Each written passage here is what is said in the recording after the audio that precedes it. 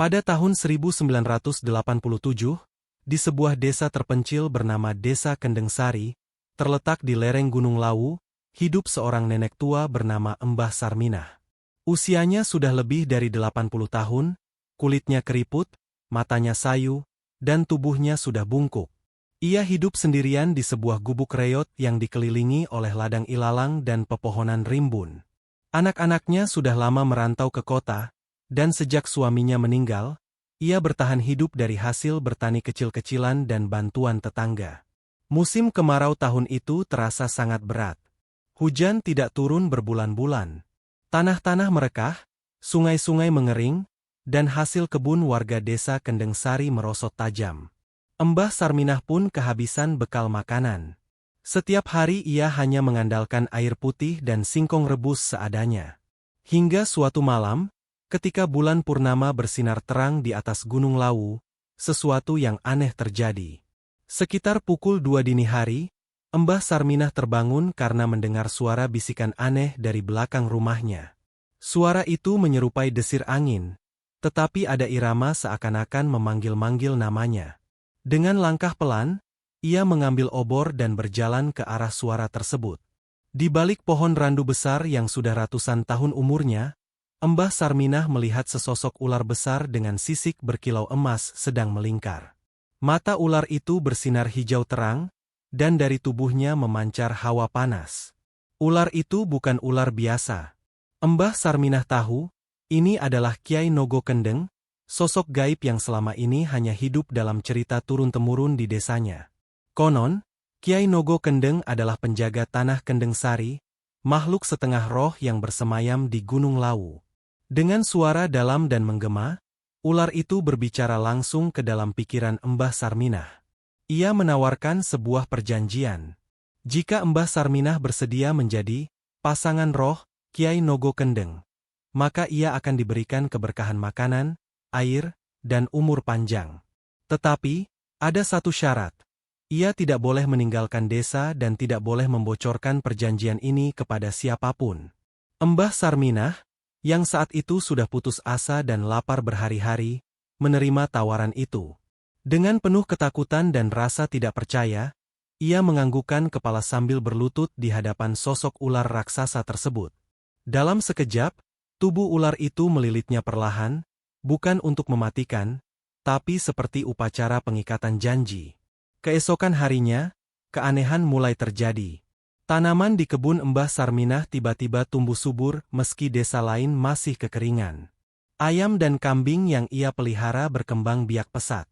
Sumur di belakang rumahnya, yang sebelumnya kering, tiba-tiba penuh air jernih. Orang-orang desa heran melihat perubahan itu.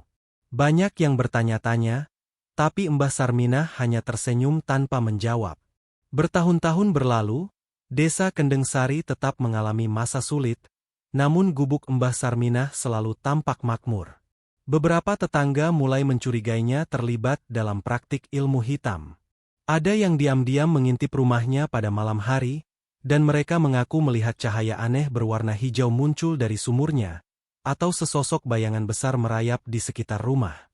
Pada suatu malam, sekitar tahun 1993, seorang pemuda bernama Arif, anak dari kepala desa, nekat menyelinap ke pekarangan rumah Mbah Sarminah. Ia ingin membuktikan sendiri apa yang sebenarnya terjadi. Dengan membawa senter dan berbekal doa-doa, Arif bersembunyi di balik semak belukar, mengamati. Menjelang tengah malam, Arif melihat Mbah Sarminah duduk di dekat sumur, membakar kemenyan dan membaca doa-doa kuno dalam bahasa Jawa kuno. Tak lama kemudian, dari dalam sumur muncul sosok ular raksasa yang sama seperti dalam cerita-cerita lama. Arif, yang ketakutan setengah mati, berlari pulang dengan wajah pucat. Keesokan harinya, cerita tentang ular besar dan Mbah Sarminah menyebar ke seluruh desa. Kepala desa, Pak Lurah Darmadi, memutuskan untuk mengundang seorang kiai terkenal dari Ponorogo, Kiai Mustafa, untuk menyelidiki dan membersihkan desa dari apa yang mereka anggap sebagai pengaruh gaib. Pada tanggal 17 Agustus 1993, bertepatan dengan perayaan kemerdekaan, Kiai Mustafa tiba di desa Kendengsari. Ia membawa beberapa muridnya serta perlengkapan ritual lengkap. Malam harinya, mereka mengadakan doa bersama di balai desa. Namun, ketika mereka mencoba mendekati rumah Mbah Sarminah untuk melakukan ruqyah massal, sesuatu yang mengerikan terjadi. Awan hitam pekat menutupi langit, angin kencang berputar-putar, dan suara desis ular menggelegar di udara. Banyak warga desa yang lari tunggang langgang. Pohon-pohon besar tumbang satu persatu. Kiai Mustafa sendiri harus membaca doa-doa dengan suara keras sambil memegang erat kitab sucinya. Di tengah kekacauan itu, Mbah Sarminah keluar dari rumahnya dengan mata kosong dan berjalan ke tengah kerumunan. Ia berbicara dalam suara yang bukan suaranya sendiri. Suara itu dalam, berat, dan bergema seperti dari dalam gua. Ia berkata bahwa perjanjian telah dibuat dan tidak boleh diganggu. Jika dilanggar, maka bencana besar akan menimpa desa Kendeng Sari. Kiai Mustafa tetap bersikeras melakukan pengusiran. Ia membaca ayat-ayat suci dengan lebih keras, melemparkan air suci ke arah Mbah Sarminah. Sosok nenek itu meraung, tubuhnya bergetar hebat, dan dari dalam tanah mulai muncul retakan-retakan kecil. Tanpa diduga, dari dalam sumur di belakang rumah, sosok Kiai Nogo Kendeng keluar. Kali ini, ia tampak lebih besar, sisik emasnya lebih terang, dan matanya menyala merah. Suara desisnya mengguncang tanah. Dalam sekejap, Kiai Mustafa dan murid-muridnya terpental beberapa meter, jatuh tak sadarkan diri. Warga yang melihat kejadian itu hanya bisa berlari sejauh mungkin. Desa Kendeng Sari seketika berubah menjadi desa mati malam itu. Pagi harinya, desa dipenuhi kabut tebal. Rumah Mbah Sarminah hancur separuh. Tapi anehnya, tidak ada jejak Mbah Sarminah ataupun Kiai Nogo Kendeng. Mereka seolah lenyap begitu saja. Hanya sumur tua yang masih berdiri di sana, dengan air yang kini berwarna kehijauan. Sejak malam itu, desa Kendeng Sari tidak pernah lagi menjadi desa biasa. Banyak warga yang pindah ke kota. Yang bertahan, hidup dalam ketakutan dan menghindari berbicara tentang Mbah Sarminah dan malam purnama. Tetapi, beberapa malam di musim kemarau, jika kamu berjalan melewati reruntuhan rumah tua itu, kamu masih bisa mendengar suara bisikan, suara lembut namun menyeramkan, seolah memanggil seseorang untuk melanjutkan ikatan janji yang dulu pernah dibuat. 25 tahun setelah kejadian malam purnama itu, tepatnya tahun 2018, desa Kendeng Sari mulai kembali bergeliat. Pemerintah daerah mulai membangun jalan akses ke desa tersebut, membangun sekolah dasar, dan memperbaiki fasilitas umum. Generasi baru, anak-anak dari penduduk lama yang dulu melarikan diri, mulai kembali untuk membuka lahan pertanian dan usaha kecil-kecilan. Di antara anak-anak muda itu, ada seorang pemuda bernama Rendra Pratama. Rendra adalah mahasiswa antropologi dari Universitas Negeri Surakarta yang sedang menyusun skripsi tentang legenda-legenda lokal dan praktik mistik di pedesaan Jawa. Ia mendengar tentang kisah Mbah Sarminah dari kakeknya, yang dulu ikut menjadi saksi malam purnama berdarah itu. Rasa ingin tahunya begitu besar. Menurut Rendra, cerita tentang perjanjian antara manusia dan roh ular raksasa merupakan bagian penting dari warisan budaya yang harus didokumentasikan, bukan dihindari.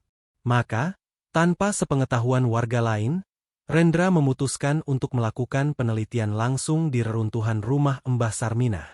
Pada suatu sore menjelang malam, Rendra berjalan sendirian menuju lokasi itu. Ia membawa kamera, alat perekam suara, dan buku catatan. Reruntuhan rumah Mbah Sarminah kini hanya tersisa pondasi batu dan sumur tua yang ditumbuhi lumut tebal.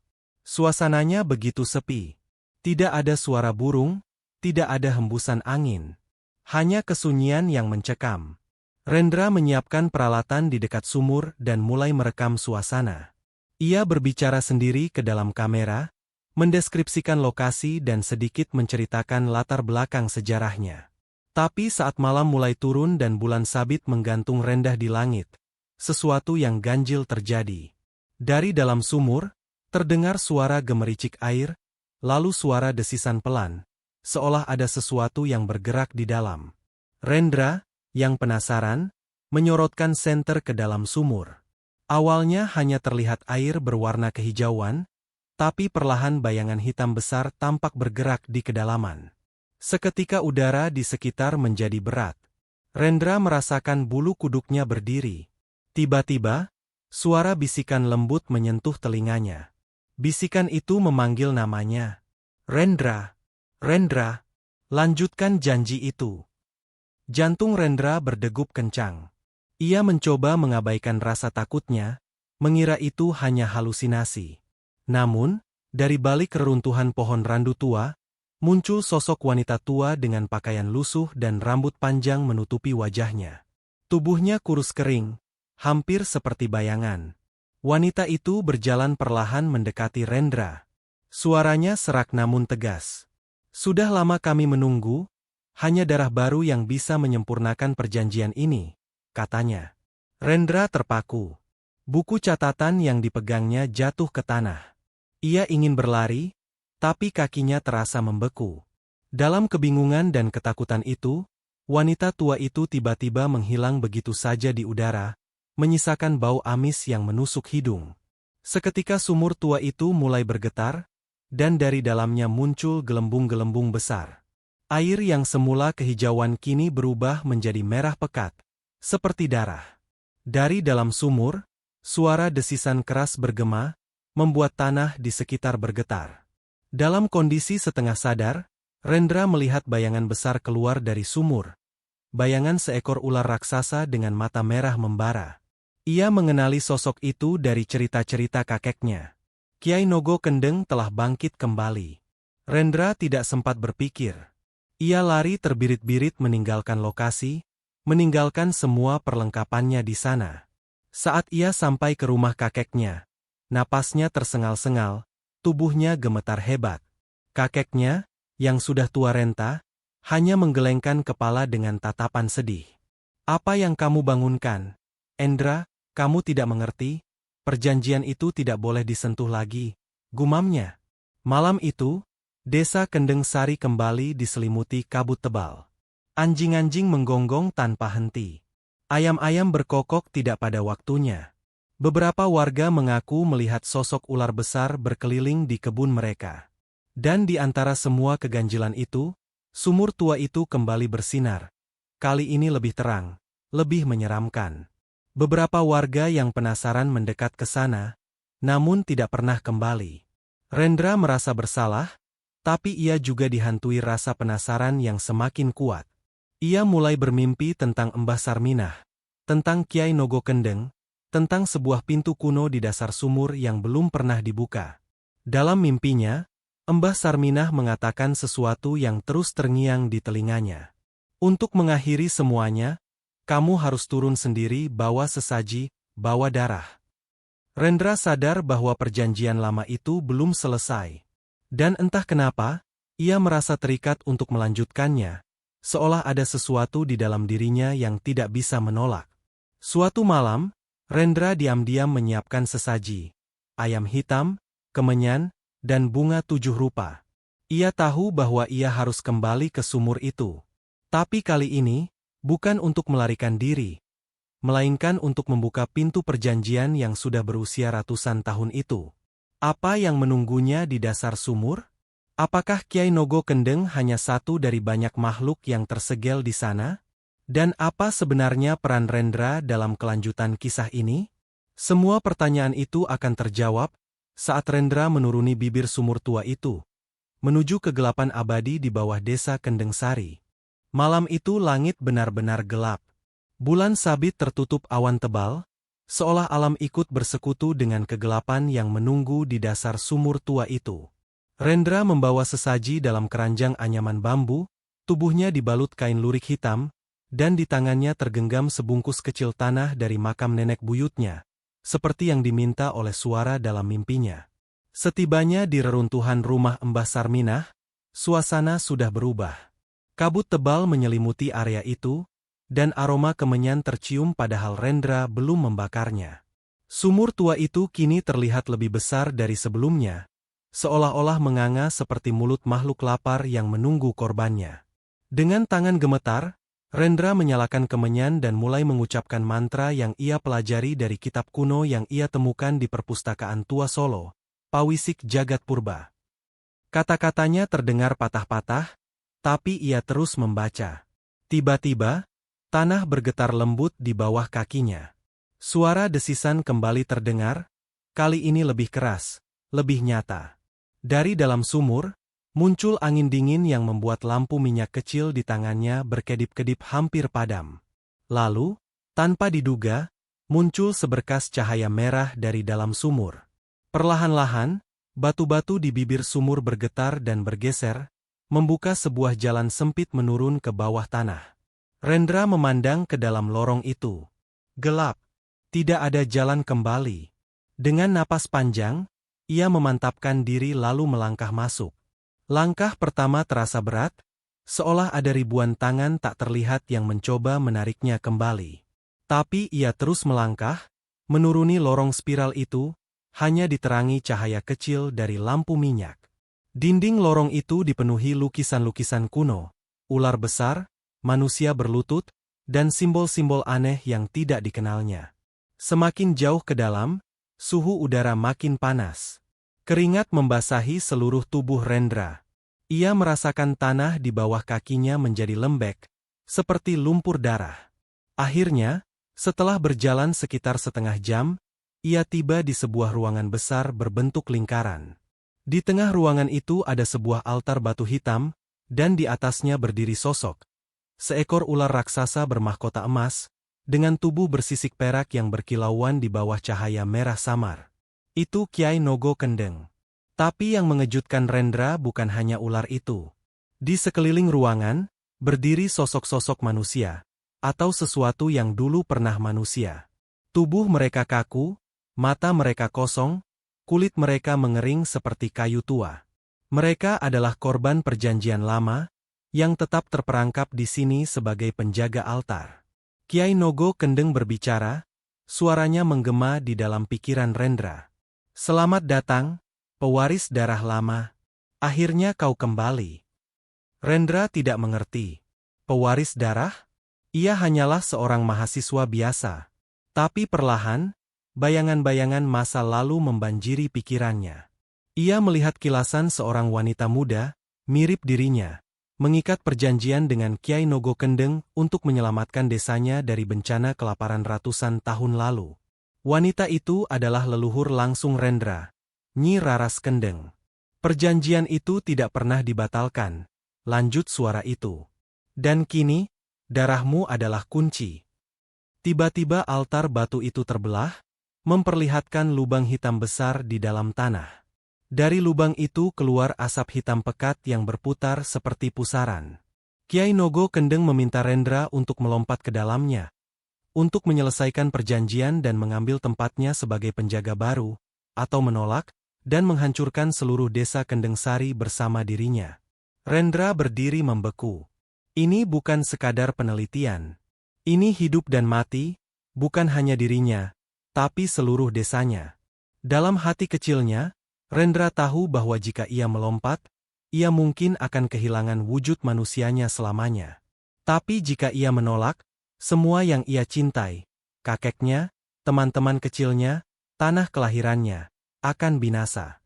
Ia menggenggam erat sebungkus tanah dari makam nenek buyutnya. Ingat pesan terakhir yang ia dengar dalam mimpinya, tanah asalmu, kekuatanmu. Dengan tekad membara, Rendra berteriak dan melemparkan tanah itu ke dalam lubang altar. Sesaat kemudian, terdengar suara ledakan keras. Kyai Nogo Kendeng mengeluarkan raungan marah, tubuh raksasanya menggeliat liar. Para penjaga kaku di sekeliling ruangan mulai runtuh menjadi debu. Tanah dari leluhur Rendra memiliki kekuatan purba yang Kyai Nogo Kendeng tidak bisa lawan. Lubang altar menyala terang, mengisap semua asap hitam dan perlahan menutup dirinya sendiri. Ruangan itu mulai runtuh. Batu-batu besar berjatuhan dari langit-langit. Rendra berlari sekuat tenaga, menaiki lorong spiral itu lagi, melawan gempa dan angin panas yang keluar dari bawah tanah. Akhirnya, dengan napas tinggal sehelai, ia berhasil keluar dari sumur tua. Saat kakinya menginjak tanah padat desa Kendeng Sari, Sumur itu runtuh sepenuhnya, meninggalkan hanya kawah tanah hangus di tempatnya. Langit di atasnya perlahan cerah. Kabut tebal menghilang, digantikan dengan embun pagi yang sejuk. Burung-burung kembali berkicau. Udara segar memenuhi paru-parunya. Namun, saat Rendra berbalik untuk meninggalkan tempat itu, ia merasakan sesuatu di punggungnya. Seperti sisik kecil yang tumbuh di bawah kulit. Dan di ujung matanya, ia melihat sekelebat bayangan ular mengikuti langkahnya. Perjanjian mungkin telah dihentikan. Tapi warisan darah Nyi Raras Kendeng masih mengalir di tubuhnya. Dan sesuatu yang lama tersegel kini terjaga di dalam dirinya. Perjalanan Rendra belum berakhir. Ini baru permulaan. Beberapa bulan setelah kejadian itu, kehidupan di desa Kendeng Sari perlahan kembali normal. Para petani mulai panen dengan hasil yang berlimpah, anak-anak kembali bersekolah dengan ceria, dan pasar desa yang dulu sepi kini ramai oleh pedagang dan pembeli. Banyak yang menganggap semua bencana sudah berakhir. Namun Rendra tahu, jauh di dalam dirinya, sesuatu telah berubah. Pada malam-malam tertentu, terutama saat bulan purnama menggantung penuh di langit, Rendra merasakan rasa haus aneh yang tidak bisa dijelaskan. Kulit di punggungnya terkadang mengelupas, memperlihatkan kilauan sisik keperakan di bawahnya. Matanya, saat bercermin, sesekali tampak memantulkan cahaya merah menyala, seperti mata seekor ular. Ia menyadari, Kiai Nogo Kendeng memang telah dikalahkan, namun kekuatannya tidak musnah. Kekuatan itu kini bersemayam di dalam darahnya sendiri. Suatu malam, saat kabut tipis menyelimuti sawah dan pepohonan berbisik pelan di tiupan angin, Rendra bermimpi lagi. Dalam mimpinya, ia berdiri di tengah hutan gelap, di hadapannya tampak sosok wanita tua berkerudung hitam, sosok Mbah Sarminah. Dengan suara berat, Mbah Sarminah berbicara. Setiap penyelamat adalah pewaris. Setiap pewaris akan menjadi pelindung. Kemudian dari balik pepohonan, muncul ribuan mata merah, makhluk-makhluk ular yang dulu tersegel bersama Kiai Nogo Kendeng. Mereka tunduk di hadapan Rendra, seolah mengakui dia sebagai raja baru mereka. Saat Rendra terbangun, ia menemukan sebuah tongkat kayu tua di samping tempat tidurnya, dengan ukiran naga melilit sepanjang gagangnya. Tongkat itu terasa hidup saat disentuh, berdenyut pelan seirama dengan detak jantungnya. Dari hari itu, Rendra mengerti bahwa takdirnya telah berubah selamanya. Ia tidak lagi hanya seorang mahasiswa biasa. Ia adalah penjaga baru desa Kendeng Sari, pewaris kekuatan purba, penerus perjanjian kuno. Tugasnya adalah menjaga keseimbangan, memastikan bahwa kekuatan para ular raksasa tetap tersembunyi dari dunia manusia, sekaligus melindungi desanya dari ancaman kegelapan yang lebih besar. Namun, jauh di lubuk hatinya, Rendra tahu, ada harga yang harus ia bayar. Setiap kekuatan besar datang dengan beban besar. Dan dalam bayang-bayang, jauh di kedalaman bumi, sesuatu yang lebih kuno dan lebih kuat dari Kiai Nogo Kendeng perlahan terbangun. Mata Rendra bersinar merah untuk sesaat, lalu redup kembali, saat ia melangkah ke pagi yang baru, membawa rahasia besar di dalam dirinya, dan bersiap menghadapi hari-hari kelam yang suatu saat pasti akan datang. Cerita Rendra belum berakhir. Ini baru awal dari legenda pewaris ular Kendeng.